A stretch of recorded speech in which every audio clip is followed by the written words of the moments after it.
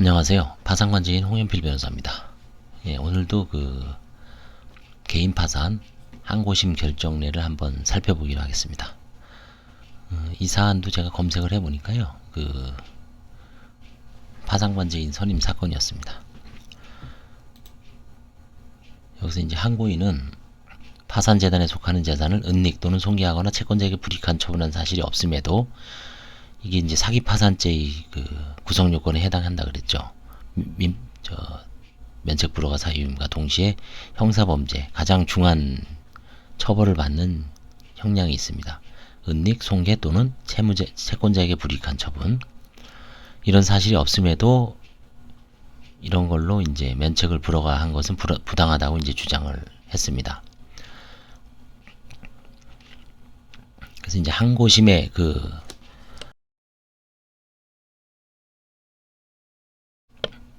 항고심의 기록 및 신문 결과에 의하면 다음과 같은 사실을 인정했습니다. 항고인은 2009년 7월 10일 현재의 재산과 수입으로는 원금 합계 7억 800입니다. 거의 7억 원의 채무를 지급할 수 없는 상태에 있다는 이유로 법원에 파산 및 면책 신청을 하였고, 항고인은 2005년 12월 19일 인천의 아파트에 대하여 매매를 원인으로 한 수익권 이전 등기를 마쳤다가 2006년 김태숙에게 매매를 원인으로 한 수익권 이전 등기를 마쳐주었는데, 이 사건 아파트를 매도할 당시 이 사건 아파트의 권리 제한 사항은 아래 표와 같다.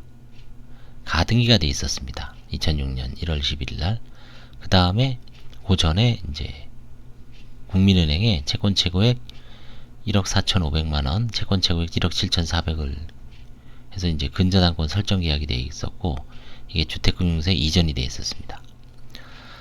항고인은 2006년 5월 11일 김태숙과 사이에 이 사건 아파트의 매매대금 1억 9천으로 하되 1억 4,500만원은 김태숙이 이 사건 아파트의 근저당권 채무를 인수하는 으로써 그 지급에 가름하기로 하고, 2천만원은 가등기권자인 배필순에 대한 차용금을 대의 변제함으로써 그 지급에 가름하기로 하였으며, 남은 금액으로 항고인의 친구 노문기에 대한 1억 3천만원의 채무 중 일부를 변제하기로 하였다. 그러나 김태숙은 2016년 5월 11일 배필순에게 2억 300만원을 송금하였을 뿐이다. 채권자 신용보증기금은 2006년 11월 8일 김태숙 등을 상대로 인천지방법원에 사행위 취소송을 제기하였고, 법원은 1월 24일 신용보증금에 대해 일부 승소 판결을 선고했는데, 신부와 김태숙은 이 판결에 대해 모두 항소하였다. 항소심인 서울고등법원은 2009년 5월 15일 항고인과 김태숙 사이의 이 사건 아파트에 관하여 체결된 매매계약을 1억 700만원의 범위 내에서 일부 취소했습니다. 김태숙은 신용보증금액의 1억 700 및 이에 대하여 이자를 지급하라. 이게 이제 확정됐습니다. 김태숙은 2009년 9월 15일 김경은의 이 아파트를 2억 7,200만원에 매도한 다음 2009년 10월 6일 소유권 이전 등기를 마쳐주었고, 같은 날 신부에게 사행위 취소 판결에 따른 원금 및 합계 이자 1억 1,500만원 및 이 사건 아파트에 대한 국민은행에 대한 피담보 채무를 전액 상환하였다. 원심법원은 2010년 5월 25일 10시 항고인에 대해 파산을 선고하였고, 변호사를 파산관제인으로 선임하였다. 이 파산관제인은 2010년 8월 17일 항고인에 대한 제1회 채권자 집행 위기원 청실에 출석하여 항고인이 이 사건 아파트에 대한 매매계약이 사행에 해당되어 취소되었으므로 항고인에게 파산재단에 속하는 재산의 은닉, 손괴 또는 불이익한 처분에 해당하는 면책 불허가 사유가 존재하는 내용을 보고를 하였다. 그래서 이제 원심법원은 이제 면책 불허가 결정을 했습니다. 뭐 이제 앞에 이제 결국은 사행위 소송을 해서 패소를 한 거죠. 뭐 이렇게 복잡하게 돼 있는데 핵심은 그겁니다. 그래서 법 제564조 제1항 제1호 650조 제1호는 채무자가 파산 선고의 전후를 불문하고 자기 또는 타인의 이익을 도모하거나 채권자를 해할 목적으로 파산재단에 속하는 재산을 은닉 또는 손괴하거나 채권자에게 불이익하는 처분하는 행위를 면책 불허가 사유로 규정하고 있죠. 여기에서 채권자에게 불이익한 처분이란 재산의 증여나 현재의 부당한 가결의 매각과 같이 모든 채권자에게 절대적으로 불이익한 처분을 말하는 것이므로, 채무자가 여러 채권자들 중 일부 채권자에게 채무의 내용에 쫓아 변제를 하는 행위는 본지 변제 행위죠. 채권자에게 불이익한 처분 행위에 해당한다고 할 수 없다. 이게 대법원 판례입니다. 법 제391조 각호에 규정된 부인권 대상 행위와 면책 불허가 사유가 반드시 일치하는 것도 아니다. 이건 제가 늘 강조했죠. 앞서 살펴본 것 같이 항고인 이 사건 아파트의 매매 계약이 사행에 해당되어 1억 700 범위 내에서 취소되었으나 이는 항고인이 자신이 유일한 재산인 이 사건 아파트를 타인에게 매도한 행위가 항고인이 책임 재산을 감소시켜 공동담보의 부족함을 초래함으로써 채권자를 해야 하는 사행에 해당되기 때문이다. 그러나 항고인이 이 사건 아파트를 매도한 행위가 파산재단에 속하는 재산을 채권자에게 불이익하는 처분에 해당한다고 볼 수는 없다.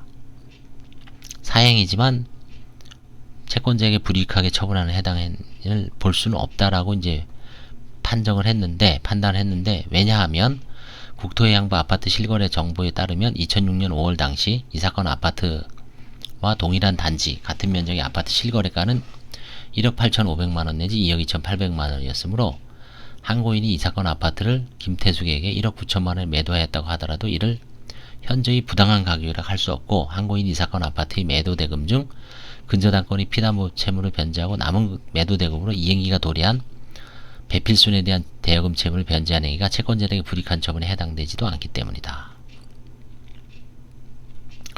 그러나 이 사건 기록 및 당심 신문 결과에 의하면 항고인은 이 사건 파산 및 면책 당시 주식회사 한솔 ANA에 월 150만원 상당의 급여를 수령하고 있음에도 신청서의 수입 및 지출에 관한 항목 등의 자신의 수입을 40만원이나 기재한 사실, 노문기에 대한 채무 1억 3천만원을 포함하여 약 1억 7,500만원의 채무를 채권자 목록에 기재하지 않은 사실을 인정할 수 있는 바, 이거는 이제 3호 564조 제1항 제3호 허위 채권자 목록 그 밖의 신청서를 제출하거나 법원에 대하여 그 재산 상태에 관한 허위 진술한 때의 면책 불허가 사유에는 해당된다고 봤습니다.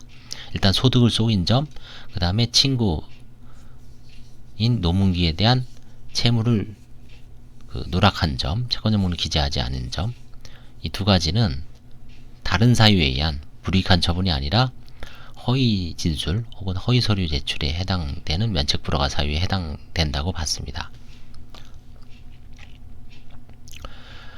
근데 결국 이제 재량 면책을 해주면서요, 면책 불허가 사유는 있으나 항고인이 부담하는 무담보 채무의 대부분이 자신이 기존에 근무하던 회사의 금융기관 대출에 대한 보증으로 인하여 발생하게 된 회사와 관련된 채무고, 그 다음에 이제 국민기초생활보장법 제6조에 따른 보건복지부 장관이 공표한 2009년 4인 가구 최저생계비는 132만 6,900원이고 개인 회생 절차에서 실무상 위최저 금액의 150% 정도를 월 평균 생계비로 인정하는 점 등을 고려할 때 항고인이 이 사건 파산 및 면책 신청 당시 150만원 정도의 급여를 수령하고 있음에도 이를 40만원으로 기재했다는 이유로 항고인에 대한 면책 불허가 결정하는 것은 다소 가혹하다고 보이는 거죠. 이미 150만원 정도면 최저생계비의 정도반이 안 되는데 150 기재 하나 40 기재 하나 별 크게 영향이 없다는 얘기죠. 그래서 항고인이 파산에 이르게 된 경위 가족관계 그 밖의 사정을 고려하면 항고인에 대해 재량으로 면책을 허가하는 것이 상당하다. 그래서 재량 면책으로 판단을 했습니다. 이 사건은 앞서 4개의 그 판례는 그 일부 면책을 했죠. 하나만 빼고 3개는. 근데 이 사건은 그냥 전부 면책을 해줬습니다. 7억을. 재판장이 이제 바뀌었죠. 이때는 유해용 판사 재판장이었고 다른 판사들은 남준호 판사는 동일하고요. 새로운 판사.